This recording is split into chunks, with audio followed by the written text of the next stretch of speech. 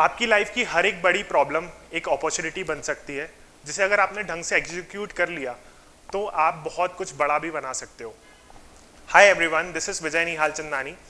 I am a business and finance content creator with over 2 million followers, and I am an entrepreneur, founder of Travinities and Homescape, which are a hotel and homestays chain, hotel chain. Plus, plus I am a co-founder of Make My Payment, which is a payment reminder app and featured on Shark Tank season 4. So मेरी journey, I was born in lower middle class family, एक Sindhi family में मैं born हुआ। और जब मैं पैदा हुआ तो एक छोटा सा ही रूम हुआ करता था, और रूम में वहीं बेडरूम, वहीं किचन, कॉमन वॉशरूम हम लोग यूज़ करते थे।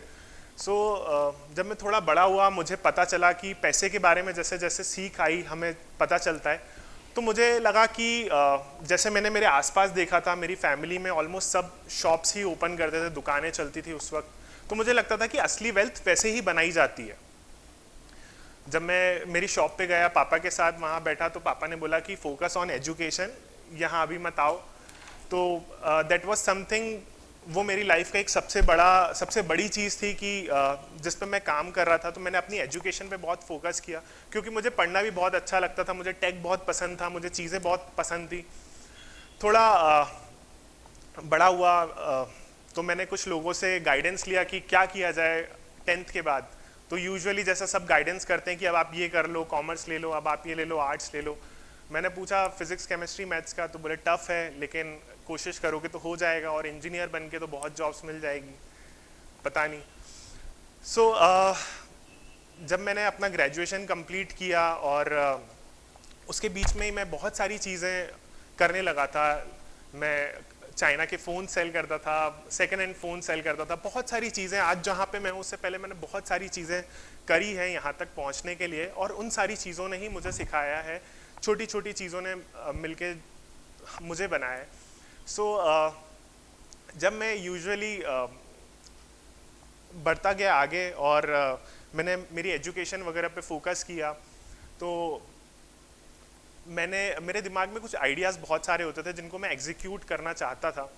सो मेरा उस वक्त BCA चल रहा था, and I asked one of my teacher कि सर, मेरे दिमाग में एक आइडिया है जो मैं चाहता हूँ कि जैसे अमेज़न और फ्लिपकार्ट हैं, वैसे जो 7 दिन में डिलीवर करते हैं, वैसे उस वक्त 7 दिन में डिलीवरीज होती थी उस टाइम पे, तो मैं चाहता हूँ 1 घंटे में डिलीवरी हो। तो सर ने बोला ऐसे कैसे पॉसिबल है?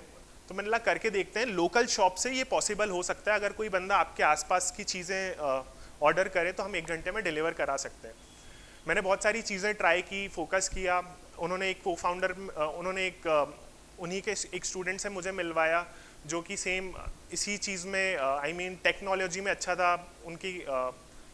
उनकी बेसिकली कोडिंग वगैरह अच्छी थी। तो हम लोग बैठते थे, मैं मार्केटिंग देखता था, वो टेक देखते थे, और सर हमें हेल्प करते थे। तो हमने बहुत सारी चीज़ें कोशिश करी, और हमने एक वेबसाइट तो बिल्ड कर ली। वेबसाइट बिल्ड करने के बाद हमने उसको मार्केट भी किया। मार्केट करने के बाद लोगों ने उसमें से परचेज भी किया, और उस वक्त मेमोरी कार्ड्स चलते थे। और हमने जब मेमोरी कार्ड्स 1 घंटे में घर पे डिलीवर करा दिए, तो पीपल वर लाइक कि अभी तो ऑर्डर किया था, एकदम से कैसे इतना जल्दी आ गया। और मुझे लगा कि ये चल जाएगा, but due to resources, due to technical things जो हमें बहुत सारी नहीं आती थी, प्लस हमारे पास उतना पैसा नहीं था, टाइम तो ऑब्वियसली था, बट इतने सारी चीज़ों को लैक ऑफ इतने सारे रिसोर्सेज के कारण हम उसको एग्जीक्यूट नहीं कर पाए। देन जैसे मैं शॉप्स से मिलता था वहाँ पे जाके, तो एक होटेलियर थे जिन्होंने एक शॉपकीपर थे जिन्होंने अपना एक होटल ओपन किया था। उन्होंने होटल ओपन किया तो उन्होंने बोला कि विजय, मैंने होटल तो ओपन कर लिया, इसमें मैंने 5 से 6 करोड़ रुपए लगा दिए हैं, पर प्रॉब्लम यह है कि सिंहस्थ आने वाला है, मेरे 6 करोड़ रुपए लगे हुए हैं, और सिंहस्थ का पूरा जो एरिया है वो पूरा बैरिकेटेड हो जाएगा, मीन्स वहाँ पे कोई आ नहीं पाएगा। तो मैंने बोला sir, let me find a solution. तो हमने उस प्रॉपर्टी को सारे प्लेटफॉर्म्स पे लिस्ट किया। जब हमने लिस्ट किया, सिंहस्थ में 3 महीने बचे हुए थे, and you won't believe something happened. List करने के बाद उनके पास बुकिंग्स आने लगी। उन्होंने बोला विजय, आप ही मैनेज करो इस प्रॉपर्टी को, उसका रेवेन्यू मैनेजमेंट, एक्स्ट्रानेट मुझे कुछ भी नहीं आता, मैं उतना ज़्यादा टेकी नहीं हूँ, तो आप मैनेज करो। हमने मैनेज करना चालू किया, and with in like just 45 days हमने वो पूरी प्रॉपर्टी 2 महीने सिंहस्थ के लिए 100% ऑक्यूपेंसी पे फिल कर दी। उनका एवरेज रूम रेट उन्हें चाहिए था 3000, हमने 7000 तक फिल कर दिया। एंड दैट हिट मी कि मुझे लगा कि यार ये हो सकता है तो सब कुछ हो सकता है। मीन्स अब देर इज एन अपॉर्चुनिटी जिसको हम सारे होटल्स को लिस्ट कर सकते हैं और इसमें हम लोग एक बिजनेस बना सकते हैं। फिर मैंने एक घर पे पीपीटी बनाई, मैं अपना लैपटॉप लेके निकल गया। मैंने महाकाल मंदिर के आसपास के सारे होटल सबसे पहले लिस्ट कर दिए और उनको मैनेजमेंट करना भी स्टार्ट किया। एंड मैंने, क्योंकि काम बहुत ज़्यादा बढ़ गया एकदम से, क्योंकि हर एक होटल को लिस्ट होना था, हर एक होटल को बिजनेस चाहिए था, क्योंकि बैरिकेटिंग्स थी। तो फिर मैंने मेरे दोस्तों को भी जोड़ा, जो मेरे साथ कपिल थे उनको भी जोड़ा, और हम फिर एक घर में हम लोग एक रूम में बैठ के ये सारा काम करने लग गए थे। मैं मार्केट जाता था, कपिल और विवेक मेरे साथ हर दिन पीछे एक्स्ट्रानेट मैनेज करते थे, लिस्टिंग करते थे, और फिर वो चीज़ चली तो काफ़ी मज़ा आने लगा। फिर हमने इंदौर एक्सपेंड किया, मुंबई, दिल्ली, पुणे, बैंगलोर, बहुत सारी सिटीज़ में एक्सपेंड किया। उस वक्त 2020 तक हमने तकरीबन 200-300 प्रॉपर्टीज़ लिस्ट की और उनको मैनेज किया। प्रॉब्लम तब आई जब कोविड आ गया। तो कोविड से पहले भी हमें एक प्रॉब्लम आ रही थी, मैं आपको उसके बारे में बताऊंगा। सिंस अगर आप लोग एक सर्विस बेस्ड बिजनेस में हो तो आपको पता होगा कि सर्विस बेस्ड क्लाइंट्स जो होते हैं वो एक टाइम पे आपको छोड़ देते हैं। चर्न रेट बहुत ज़्यादा होता है। चर्न रेट के बाद आपकी पेमेंट्स बहुत ज़्यादा अटकती है। पेमेंट्स के बाद आपको उनको रिटेन करना बहुत मुश्किल पड़ता है। प्लस उससे भी बड़ी प्रॉब्लम ये होती है कि आपकी ब्रांडिंग नहीं होती, उस पर आपको बहुत ज़्यादा पैसा खर्च करना पड़ता है।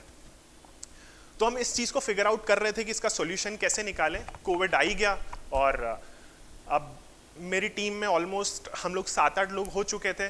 टीम को रिटेन करना था मुझे कि कैसे करें। तो हमने उन्हें जैसे तैसे रिटेंशन, हमने हाफ सैलरी पे हमारी पॉकेट में से पे करके रिटेन किया।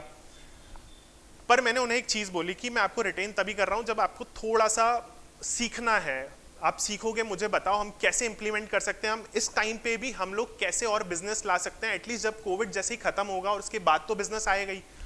तो हमने फिर मेरी टीम ने वर्क करना चालू किया, रिसर्च करना चालू किया, और तब हमने फिगर आउट किया कि कंटेंट क्रिएशन इज समथिंग जिससे आप करोड़ों लोगों तक पहुंच सकते हो बिना मार्केटिंग करे। शुरुआत में तो सही बोलूं कि मेरे लिए तो बहुत ही नया था, क्योंकि कैमरा को फेस करना, स्क्रिप्ट कैसे लिखते हैं, एडिटिंग कैसे करते हैं, वो सब तो मेरे पास कुछ था ही नहीं। और ना मेरे पास एक रिलेवेंट टीम थी, क्योंकि मेरी जो ट्रैवनिटीज़ की टीम थी वो सब डिफरेंट ही काम करती थी उस वक्त। तो मैंने कुछ कोर्सेस लिए, उनसे सीखा, स्किल सीखी। और उस वक्त कोविड था तो ना ट्राइपॉड मिलता था ना कुछ मिलता था। तो एक बिस्लेरी की बोतल ली, उसको काटा और उसको ट्राइपॉड स्टैंड बना दिया। स्पीकर वगैरह कुछ नहीं था, माइक वगैरह कुछ नहीं था, तो जैसे तैसे करके एडजस्टमेंट करे। पहला वीडियो बनाया।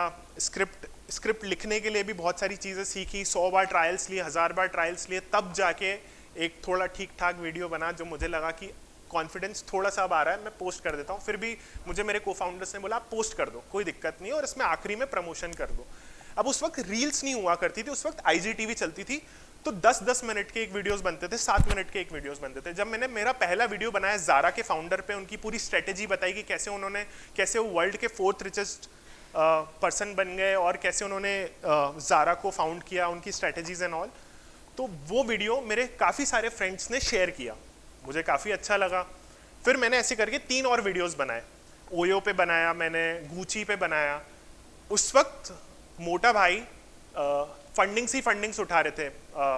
मेटा से भी उन्होंने फंडिंग्स उठा ली थी, इधर उधर से भी बहुत सारी फंडिंग्स उठा रहे थे। तो मैंने उन्हीं पे एक केस स्टडी बनाई। एंड यू वोंट बिलीव, जब वो केस स्टडी बनी तो मुझे लगा ये वीडियो मेरा सबसे फ्लॉप वीडियो होगा। रीजन बीन क्योंकि वो 15 मिनट का वीडियो बन गया था और मुझे लगा कि इतना तो रिटेंशन अब है ही नहीं। और जब मैंने वो वीडियो पोस्ट करा तो वो वीडियो 2 मिलियन व्यूज पहुंच गया। मुझे बहुत सारे होटेलियर्स के तो कॉल आने ही लगे, मुझे सेलिब्रिटीज के मैसेजेस आने लगे। हर्षवर्धन राणे का मैसेज आया कि यार भाई दिस वीडियो वाज फिनोमिनल। मुझे लगा ही नहीं कि 15 मिनट कैसे हो गए। एंड दिस वाज समथिंग, मुझे लगा यार ये कुछ बहुत बड़ा बन सकता है, इसको कुछ बहुत बड़ा बना सकते हैं। मैंने और वीडियोस बनाना चालू करी और उस वीडियो से मुझे, मेरे फॉलोअर्स थे 1000 और 1000 से सीधे मेरे फॉलोअर्स पहुंच गए 50-60 हज़ार। उस वक्त मैंने मेरी पहली लाइटिंग्स और मैंने मेरा पहला माइक और एक फ़ोन में अपग्रेड किया, ताकि मैंने सोचा कि अब लोग देख रहे हैं तो एक क्वालिटी के लिए अपग्रेड किया जाए। चीज़ें चलने लगी।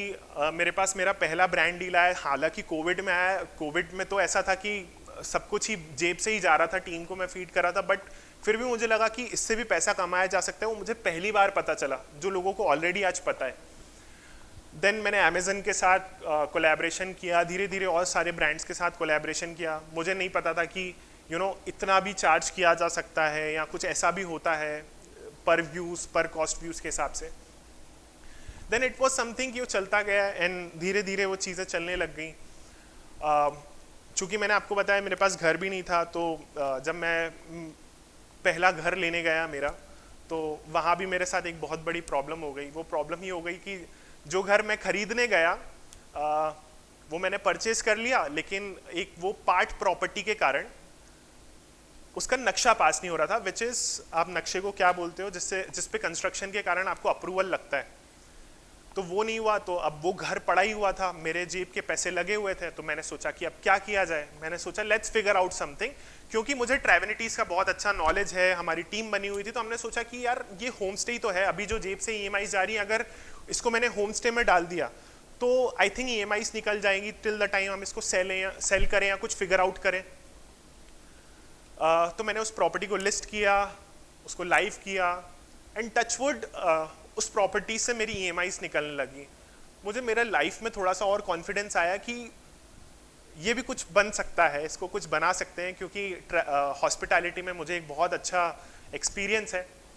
सो फिर हमने एक होम स्टे के बाद दूसरे होम स्टेज, तीसरे होम स्टेज, और फिर हम लोगों ने ऑलमोस्ट उसको एक चेन ही बनाई, क्योंकि वो हमारे हॉस्पिटैलिटी के अंदर ही आ रहा था। तो हमने उसका नाम रखा होम एस्केप, मेरे सारे को फाउंडर्स के साथ। और फिर हम लोगों ने ऑलमोस्ट 15-20 प्रॉपर्टीज़ कर लिए। Now we are expanding more because we know how to sell the rooms, how to sell the property. तो हमने उसको स्टार्ट किया। कुछ चीज़ें और चल ही रही थी, आइडिया मैन चल रहा था, और भी प्रॉब्लम्स आ रही थी। तो जैसा मैंने आपको बताया कि मेरे साथ एक बहुत बड़ा प्रॉब्लम था ट्रैवनिटीज़, जो कि हमारा मेन बिजनेस था, 7 साल पुराना बिजनेस था, जिसमें मैंने आपको एजेंसी वाली प्रॉब्लम्स बताई। तो उसमें सबसे बड़ा चैलेंज जो मैंने आपको बताया पेमेंट्स वगैरह का था। हमारा काम छोड़ के हम पेमेंट्स के रिमाइंडर्स लेते थे कि सर आप पे कर दीजिए, आप पे कर दीजिए। सो हमने सोचा कि ऐसा कुछ सिस्टम बना लेते हैं जिससे पेमेंट्स ऑटोमेशन पे चले जाएं और लोग अपना पेमेंट टाइमली कर दें, जिससे हमें हमारा टाइम निकाल के बार बार किसी को कॉल ना करना पड़े, SMS ना करना पड़े। तो हमने फिर मेक माई पेमेंट बनाया कि ठीक है, इससे सॉल्व करते हैं। हमने वो बनाया, हमारे लिए चलने लगा। हालांकि हमें उसे बनाने में बहुत ज़्यादा टाइम लग गया, क्योंकि हम लोग उतने ज़्यादा टेक फ्रेंडली नहीं थे, और हम लोग हमारे लेवल पे ही उसे बहुत इंटरनल लेवल पे हम लोग टेस्टिंग कर रहे थे। Then Shark Tank just was in my head कि मतलब ठीक है यार, अब इस लेवल पे पहुंच गए कि अच्छी खासी फॉलोइंग भी है, एक बिजनेस चल रहा है, बिजनेस के बारे में थोड़ा बहुत समझ लेते हैं, तो उसको शार्क टैंक पे भी ले जाते हैं। तो पहली बार ट्राई किया तो 2 राउंड्स क्लियर हो गए, बट TV राउंड क्लियर नहीं हुआ। फिर हमने सोचा कि चलो ठीक है, नेक्स्ट ईयर भी ट्राई कर लेते, क्या पता हो जाए, क्योंकि करने से चीज़ें हो जाती हैं। तो हमने नेक्स्ट ईयर भी ट्राई किया। नेक्स्ट ईयर ट्राई किया तो हमारे 3 राउंड्स क्लियर हो गए, और हम 4th राउंड स्टूडियो राउंड के लिए हम लोग एंटर किए।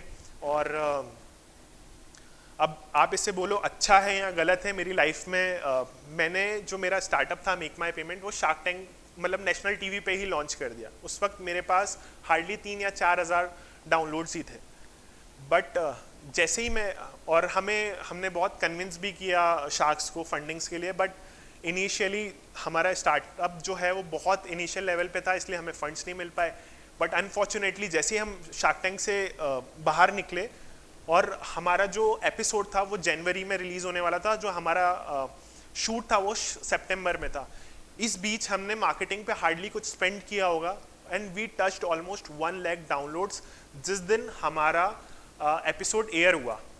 एंड इट वाज समथिंग कि मुझे लगा यार अगेन मार्केट में प्रॉब्लम तो है, क्योंकि लोगों के पैसे तो बहुत ज़्यादा फंसे हुए हैं, लोगों को चाहिए एडवाइस कि यार कोई हेल्प करे, हमारे पेमेंट रिमाइंडर्स भेज दें, और उनको लीगल्स में भी बहुत हेल्प चाहिए क्योंकि लोगों के बहुत सारे पैसे फंसे हुए हैं।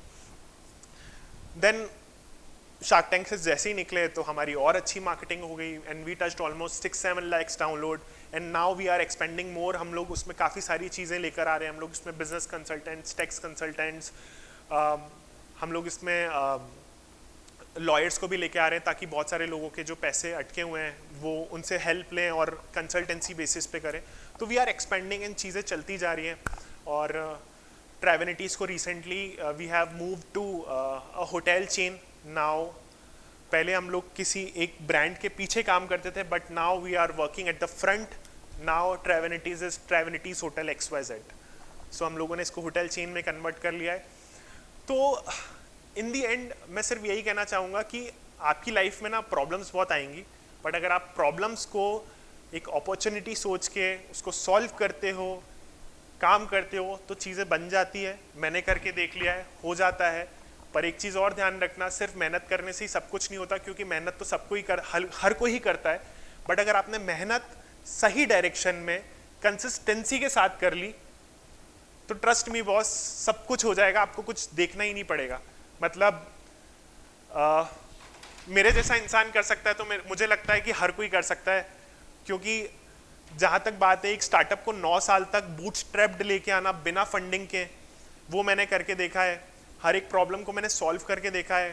पहले मुझे जो चीज़ का नॉलेज नहीं था वीडियोस का, वो मैंने करके देखा है। आज अगर आप मेरे अकाउंट पे जाओगे तो ऑलमोस्ट 1100 से 1200 वीडियोस हैं। तो एक एक वीडियो जो है वो आपको हर एक चीज़ आप धीरे धीरे कंसिस्टेंसी के साथ सीखते जाते हो, खुद को इम्प्रूव करते जाते हो। प्लस मैं आपको हमेशा एक ही चीज़ बोलूँगा कि अगर आप जिन लोगों के साथ उठते बैठते हो आप भी वैसे ही हो जाते हो।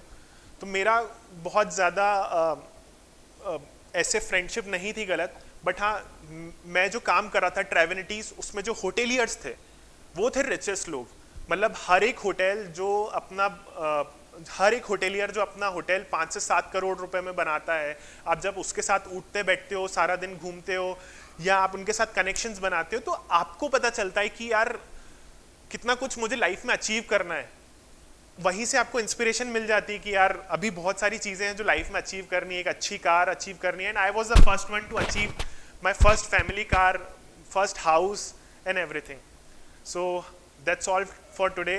Thank you so much. And in the end अगर आप करोगे तो हो जाएगा। मेहनत करने से हो जाता है, कंसिस्टेंसी के साथ हो जाता है, और राइट डायरेक्शन में करने से बिल्कुल हो जाता है। Thank you so much.